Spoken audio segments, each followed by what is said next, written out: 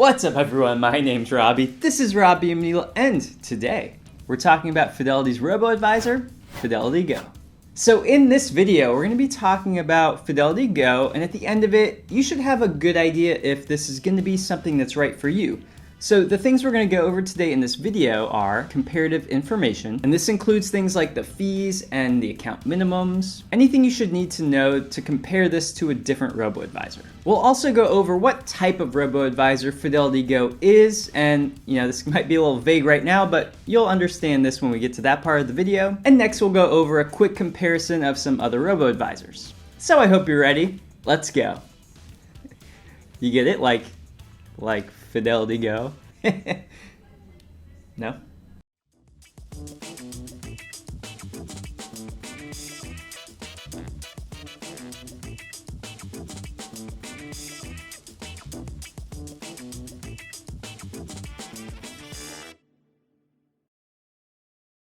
Okay everyone, so before we begin, I would love to hear from you in the comments below. What do you think about robo-advisors, and are you using Fidelity GO? Let me know. And if this video helps you out, if you like it, please hit the like button. I totally appreciate it. Let's start with looking at the broad picture. So why a robo-advisor? So what you see here is the Fidelity Managed Accounts page.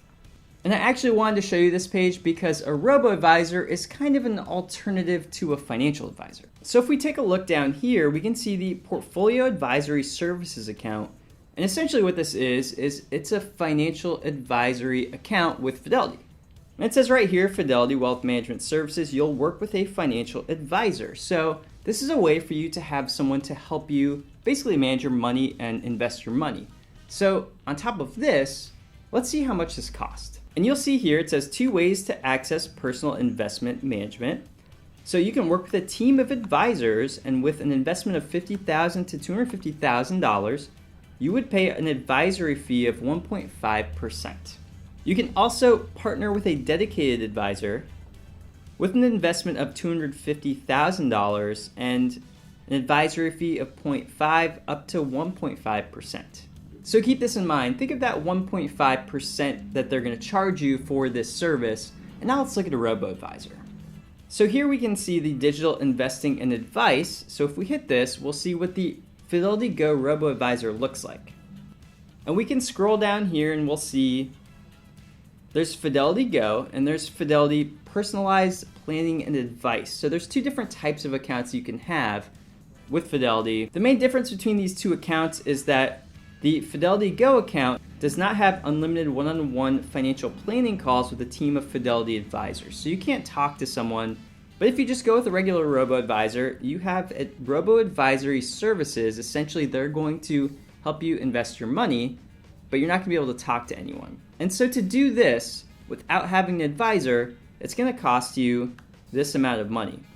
And so essentially, if you don't have a lot of money, if you have less than $10,000, it's not going to cost you any money at all. But once you have $10,000 up to $4,999, it's $3 per month. So it's not a lot of money, but it's going to be a little bit of a fee. And then once you get to that point where you have a bit of money finally saved, it's going to be 0.35% for $50,000 or over.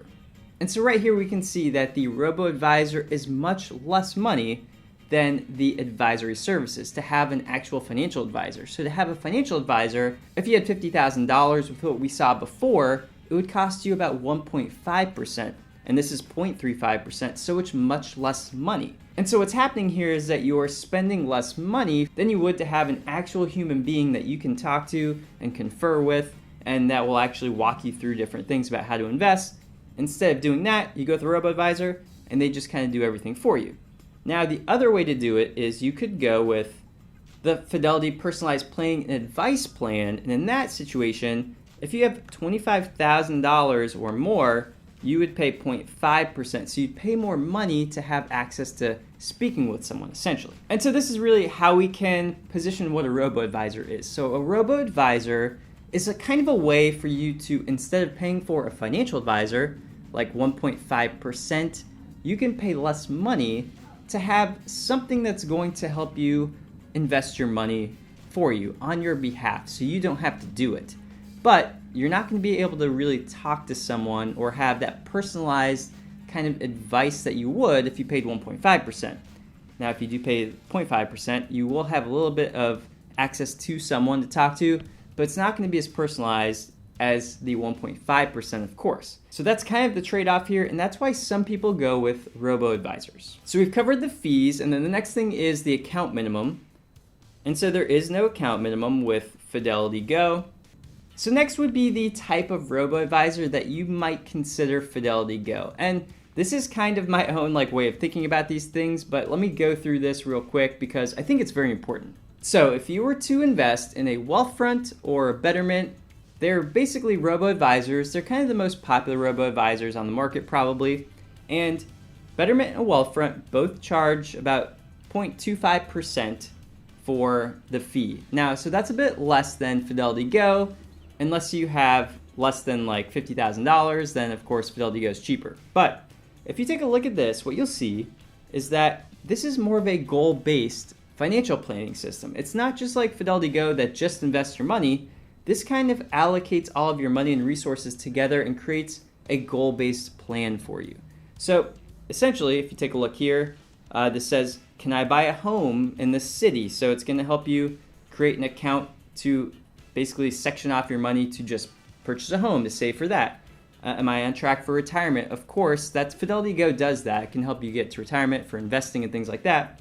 But then there's this, can I take a year off for travel? So if you do this with, this is Wealthfront, then they'll create a separate account to help you get to that goal of travel.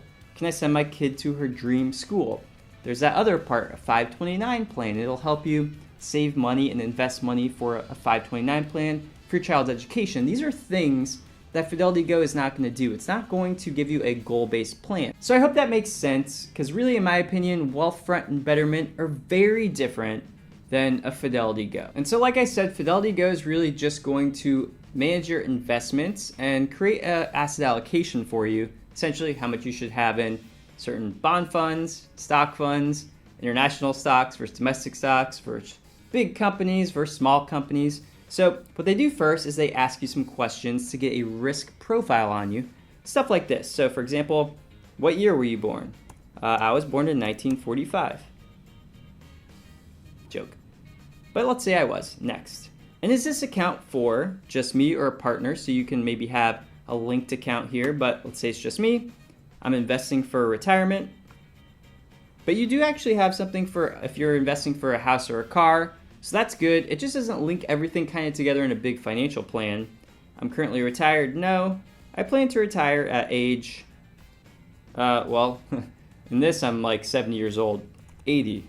I have $50,000. So these are just some questions that they're going to ask you. You go through this whole thing, and then it's going to start asking you some other important questions about risk. So would you be comfortable making a certain percentage or losing a certain percentage of money? So things like that. It's going to help create a risk profile so that Fidelity understands whether you're conservative, moderate, or more of an aggressive investor. And so this visualization can help you see how you'll be invested depending on how you would come back. So for example, over here it says someone who's kind of a moderate investor with Fidelity GO would be in 35% domestic stocks, 15% foreign, 40% bonds, and then short-term would be 10% short-term investments, so cash, for example. If you go more aggressive, you're going to have nothing in short-term. You're going to have 15% still in bonds. You're going to have 25% in foreign stocks, 60% in domestic stocks. So this is how Fidelity GO is going to allocate your money, essentially. And this is kind of what they're going to do only. So they're just going to work with your investments. So something interesting about Fidelity GO that's different from Wealthfront, Betterment, Charles Schwab's Robo-advisor. You'll see here when you look at what kind of investments will I have, you're going to see that it says the normal ones, so foreign stocks, bonds, short-term investments, but the next thing you're going to see is these funds charge no expense ratio. So there's no expenses on the funds that Fidelity is actually going to put you into. So when you pay, let's say if you paid 0.35% for the account, you would only pay 0.35%. Your investment accounts wouldn't have any fees. But if you go to a Wealthfront, a Betterment, if you go to Charles Schwab, they use ETFs to invest your money, and those ETFs have their own fees in them. Now, the fees are not that high. They're more like maybe an average would be 0.11% total. So an example, and this is where I kind of want to start comparing Fidelity GO to Charles Schwab Intelligent Portfolios. Charles Schwab Intelligent Portfolios has no fee. So Fidelity GO, 0.35% for 50,000 or more. Schwab, 0. So there's no fee. Schwab does have fees on the ETFs that it invests in, and the average is 0.11%. So if you had like $100,000 with Schwab, you would pay way less than if you had $100,000 with Fidelity GO. So to compare the robo-advisors on a fee basis, we can take a look at Schwab's Intelligent Portfolios versus Betterment and Wealthfront, and then Fidelity GO. So here we see if we have $9,999, there's a $0 fee for Fidelity GO. So that's great. You don't pay anything for these if you have that much money. If you have Schwab, you pay $11 a year, and if you have Betterment, you pay $36 a year. Now this is average, okay? Now if you go over to the point where you get to $25,000, it's $36 for Fidelity GO. Schwab is only $28, and Betterment and Wealthfront are about $90. Now what I'm doing here is Schwab has no management fee, but it does have fees on the ETFs, and so that's why I'm putting the fees in for Schwab. Betterment and Wealthfront have fees on both a management fee and on the ETFs, so their fees are a little bit higher. So that's what you have here. Now if you go over down further, you'll see like when you have a lot of money, Fidelity GO is $700 a year for someone with $200,000 invested. But for Schwab, it's only $220 per year. And then Betterment and Wealthfront, it's about $720. So Fidelity GO is okay when it comes to a comparison of pricing from Wealthfront, Fidelity, and from Fidelity GO. But the other problem is Schwab is way more similar to Fidelity GO for much less money. So like I said, Schwab is actually not a goal-based financial robo-advisor like Fidelity GO is. So they're very similar in that Schwab is just way more cost efficient. Unless you have a very small amount of money, not very small, but $10,000, right? That's significant, but if you have $10,000 to invest, Fidelity GO is $0 and Schwab is $11. It's not a lot, but the thing is, when you grow your account balance, which I would hope you would over time with Fidelity GO, you're going to start paying more money as you get a bigger balance. So, I mean, in my opinion, I don't think Fidelity GO is probably going to be the best. Now on top of the fees, there's a very important thing that Fidelity GO is lacking, and that is like the extra kind of things that robo-advisors should have at this point. One of those is called tax loss harvesting. Fidelity GO doesn't offer any tax loss harvesting. Schwab does, Betterment does, Wealthfront does, and it's just something that, in my opinion, every robo-advisor should have it now, and Fidelity GO does not.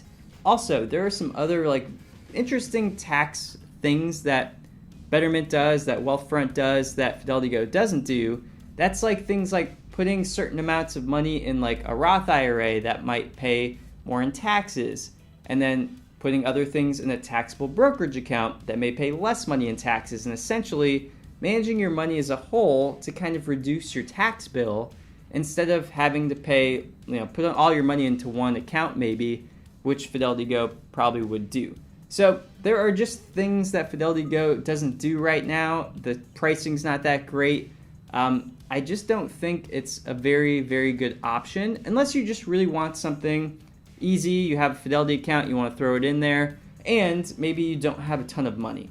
So those are the different reasons I might or might not go with Fidelity GO. So that is it. I hope this helped you. I hope you understand a bit more about Fidelity GO, how it works.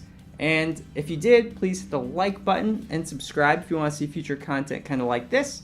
And there's some other videos coming up. One is on Wealthfront and maybe one on Betterment. So hit one of those videos coming up right now.